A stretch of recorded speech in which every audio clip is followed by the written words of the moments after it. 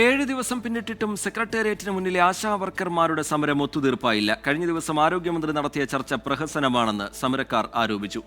ധനവകുപ്പുമായുള്ള ചർച്ച തുടരുകയാണെന്ന് ആരോഗ്യമന്ത്രിയും കേന്ദ്രം പണം നൽകാത്തതാണ് പ്രതിസന്ധിക്ക് കാരണമെന്ന് ധനമന്ത്രിയും പ്രതികരിച്ചു.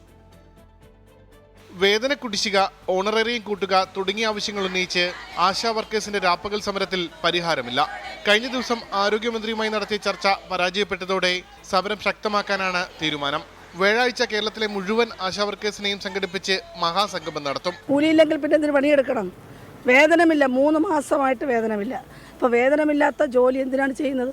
അതുകൊണ്ട് ഇവിടെ സെക്രട്ടേറിയറ്റ് നടയിലേക്ക് വന്നാൽ ഈ സമൂഹത്തിലെ ഈ പ്രദേശത്തെ ആളുകൾ ഭക്ഷണം തരും, എല്ലാ സംരക്ഷണവും തരും. ഈ തെരുവിൽ കിടന്നുറങ്ങുകയാണ് ഞങ്ങൾ.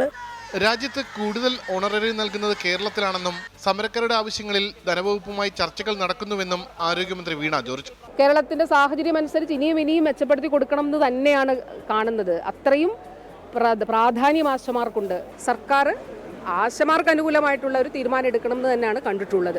കേന്ദ്രം പണം നൽകുന്നില്ലെന്നും ആശാ വർക്കേഴ്സിനെ രാഷ്ട്രീയമായി ഉപയോഗിക്കുന്നതാകാമെന്നും ധനമന്ത്രി.